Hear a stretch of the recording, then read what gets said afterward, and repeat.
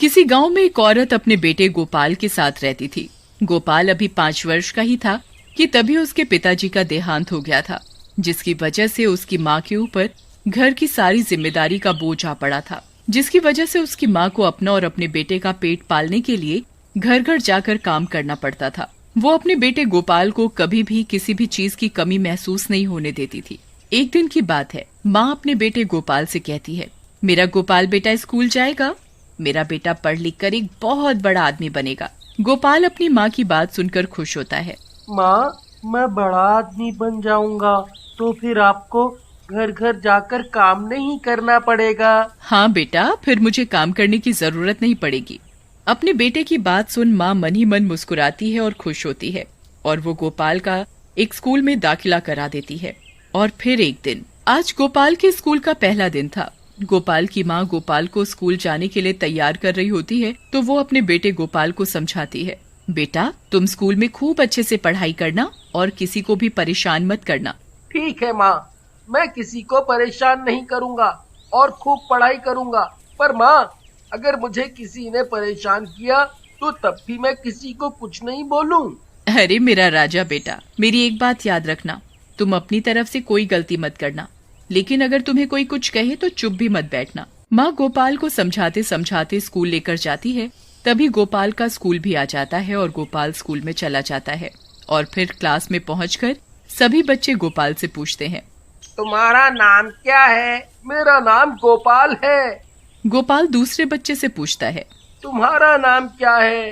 मेरा नाम मोहित है। और तुम कहाँ रहते हो? मेरा घर पास ही में है। मोहित और गोपाल दोनों अच्छे दोस्त बन जाते हैं। और फिर कुछ देर बाद स्कूल की छुट्टी हो जाती है तो मोहित और गोपाल दोनों साथ साथ घर जाते हैं। तभी मोहित के पिताजी मोहित को घर ले जाने के लिए आते हैं।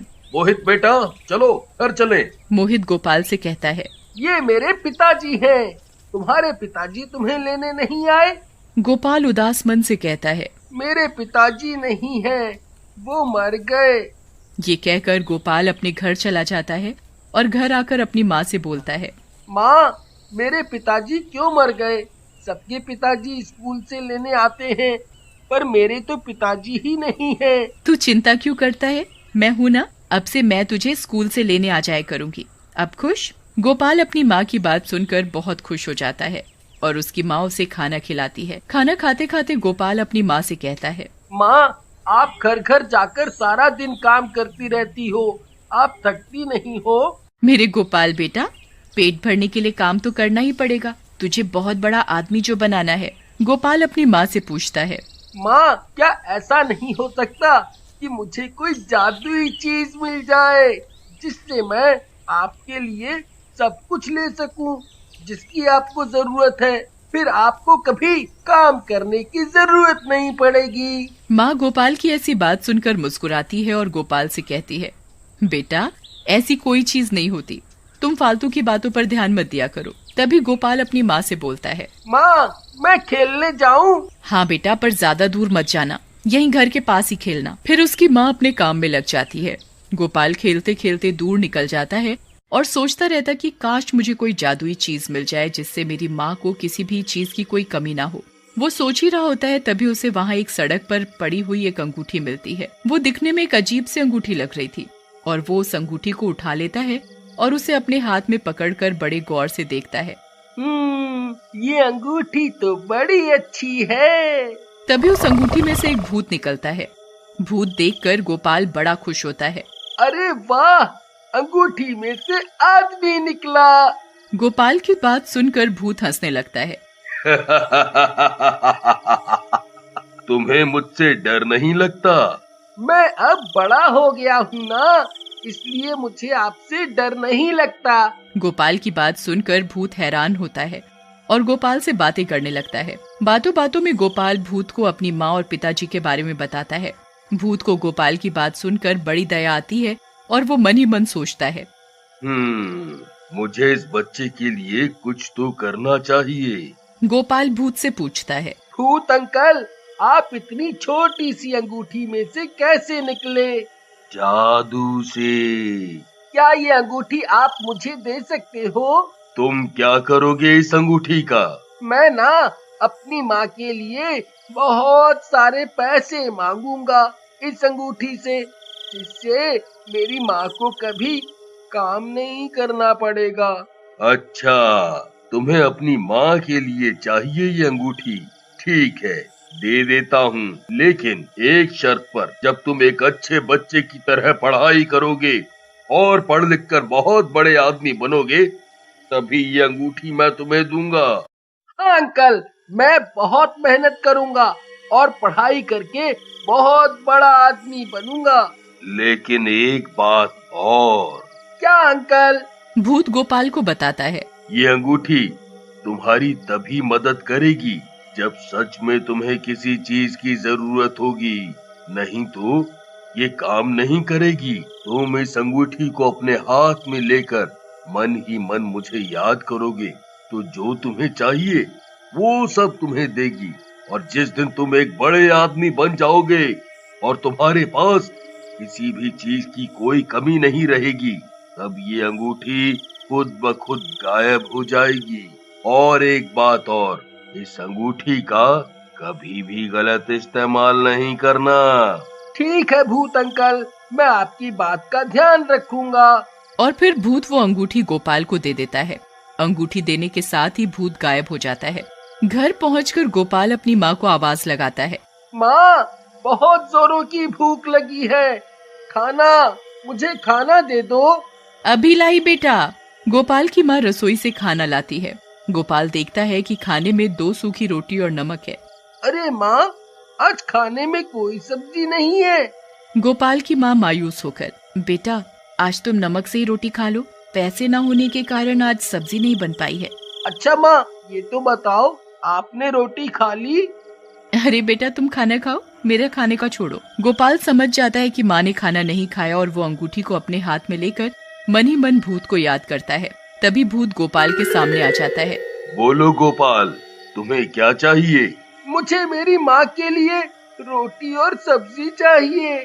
भूत अपने जादू से देखते ही देखते रोटी और सब्जी उसके सामने ला देता है। फिर भूत गायब हो जाता है। तभी गोपाल अपनी माँ को बुलाता है, माँ आ जाओ, खाना खा लो। माँ रसोई से निकल कर आती है तो हैरान होकर देखती है, अरे बेटा ये इतनी सारी रोटी और सब्जी कहाँ से आई? माँ तुम बस खाना खाओ। गोपाल और उसकी माँ पेट भरकर खाना खाते हैं। खाना खाकर गोपाल को नींद आने लगती है और वो अपनी माँ से कहता है, माँ लगता है आज मैंने ज्यादा खा लिया, मुझे नींद आ रही है, मुझे अब सोना है। फिर गोपाल सोने चला जाता है।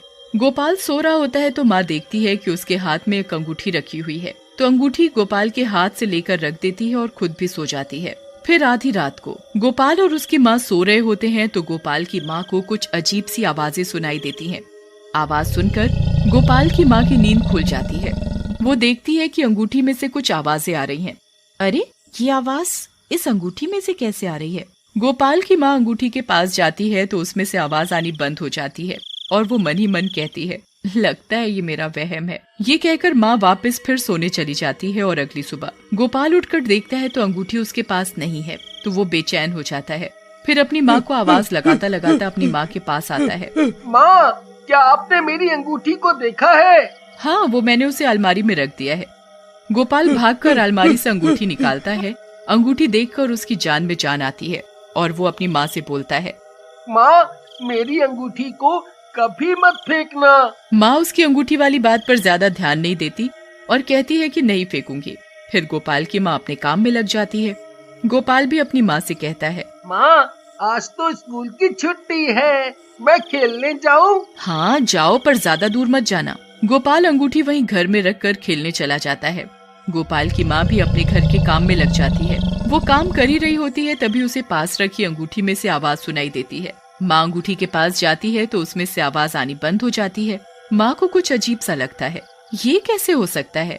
उस दिन रात को भी मुझे ऐसा लगा जैसे इस अंगूठी में से आवाजें आ रही हैं। आज फिर ऐसा लगा जैसे अंगूठी में से आवाजें आ रही हैं। कहीं ये मेरा वहम तो नहीं है? तभी गोपाल भी खेल कर आ जाता है। गोपाल की माँ गोपाल से कहती है, गोपाल मैं काम करने जा रही हूँ, तुम घर पर ही रहना, कहीं बाहर मत जाना। ठीक है माँ। माँ फिर अपने काम पर चली जाती है। शाम को माँ को उदास और रोता देखकर गोपाल माँ से पूछता है, माँ क्या हुआ, आप रो क्यों रहे हो? कुछ नहीं बेटा। माँ बताओ ना क्या बात है, आप क्यों रो रही हो? जहाँ मैं काम करती हूँ उन्होंने आज मुझे पैसे देने से मना कर दिया। बोला कल पैसे लेना। अब तू ही बता आज मैं खाना कैसे बनाऊंगी। माँ बस इतनी सी बात, तुम चिंता मत करो, अब मैं बड़ा हो गया हूँ ना, मैं आपको भूखा नहीं रहने दूंगा। माँ गोपाल की बात सुनकर मुस्कुराती हुई रसोई में चली जाती है कि गोपाल के लिए कुछ खाने को ले आए। अपनी माँ के जाने के बाद गोपाल मन ही मन अंगूठी के भूत से खाना और पैसा मांगता है। अंगूठी का भूत खाना और कुछ पैसे गोपाल को देता है और गायब हो जाता है। तभी माँ भी आ जाती है। ये पैसे और खाना कहाँ से आया? माँ आप खाना खाओ। गोपाल की माँ खाना खाती है और खाने के बाद गोपाल अपनी माँ को अंगूठी के बारे में सब बताता है। और जब गोपाल और उसकी माँ को किसी भी चीज की जरूरत होती तो वो अंगूठी वाले भूत से बोलते और भूत उनकी मुश्किलात दूर